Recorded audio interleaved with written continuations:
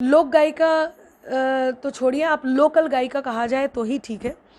और मैं कलाकारों का बहुत सम्मान करती हूँ।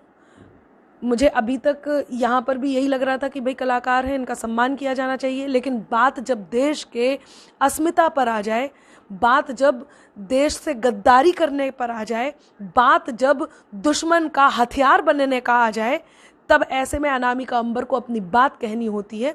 ये वो गद्दार हैं, ये इनका कहना ये है कि अब इस तरह के आतंकी हमले होते हैं और एकदम सरकारी पत्रकार, सरकारी कवि, हमें सरकारी कवि एकदम तैयार हो जाते हैं और इस तरह की बातें करने लगते हैं जैसे ये जाकर के पाकिस्तान पे हमला बोल देंगे, जैसे ये जाकर के सर काट के ले आएंगे। ये बात बोलिए, चलिए ठीक है, आप बताइए, हम में हिम्मत है कि हम दुश्मन को दुश्मन कह रहे हैं? आप में हिम्मत है?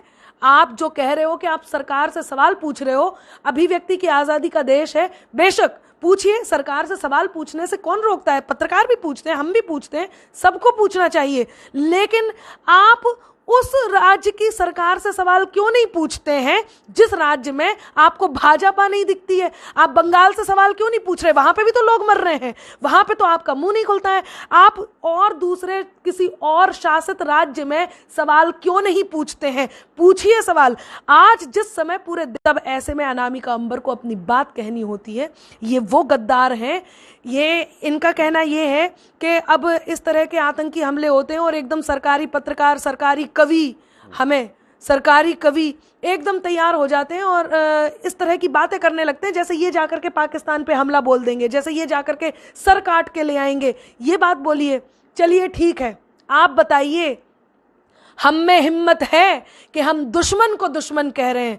आप में हिम्मत है?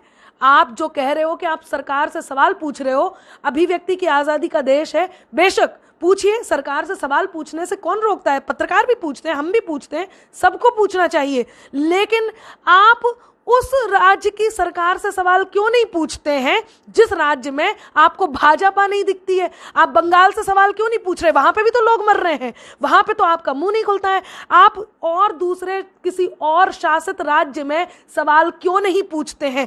पूछिए सवाल।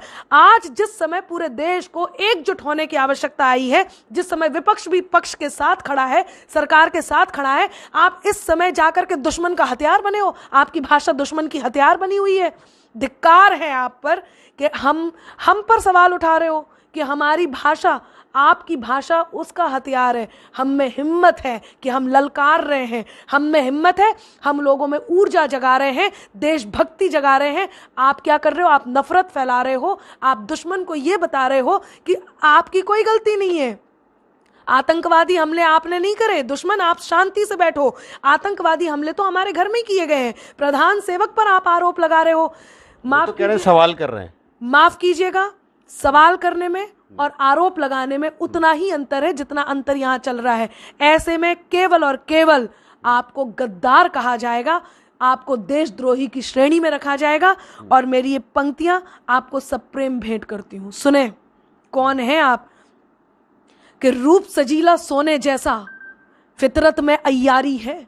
ऐसे लोगों से लोगों को सावधान रहना चाहिए। देश जरा जो सोच रहा हो, सुन रहा हो, वो इस बात को भी समझ ले और जान ले कि रूप सजीला सोने जैसा, फितरत में अय्यारी है, ऊपर लेबल अमृत का है, पर शीशी विषधारी है। अजब दोगले धागे हैं ये कुछ लोगों के कपड़ों में, अजब दोगले धागे हैं ये कुछ लोगों के कपड़ों में। रंग है रोगन देशभक्ति का, अस्तर में गद्दारी है। कि उन फूलों की शाखें तोड़ो जो राहों के खार बने। अब देशवासियों को, पत्रकारों को, कवियों को, ऐसे लोगों को देशद्रोही घोषित करना भी चाहिए और इनके प्रति एक्शन लेना भी चाहिए। दुश्मन को बाद में देखा जाएगा, पहले इन गद्दारों को देखना चाहिए। और वो ऐसे कि उन फूलों की शाखें तोड़ो जो राहों के खार बने, उन नदियों की धारा मोड़ो जो आगे मझधार बने, उन लोगों को खड़ा करो बस देशद्रोह की श्रेणी में, जिन लोगों की भाषा अंबर दुश्मन का हथियार बने। ये सिखाएंगे हमें कोमलता की भाषा अब पत्थर सिखलाएंगे, सांप जहर से बचने वाले अब मंत्र सिखलाएंगे। जिनका लक्ष्य है देश को खंडित करने का, एकमात्र लक्ष्य है जिनका देशद्रोह की, देश प्रेम की, ये भाषा सिखलाएंगे। राष्ट्र जानता है, देश जानता है कि वो किसके दिल में धड़कता है। अच्छा, आतंकवादी जो हमला हुआ उसमें बताया जा रहा है धर्म पूछ करके अटैक किया गया, जी। गोली मारी गई। एक तरफ लोग बचाने वाले भी थे और एक तरफ लोग गोली मारने वाले भी थे। धर्म के आधार पर कुछ लोग कहते हैं कि आतंकवाद का धर्म नहीं होता। देखिए, आतंकवाद का धर्म नहीं होता जो लोग कहते हैं, वो यहाँ देख लें, यहाँ आतंकवाद का क्या धर्म था।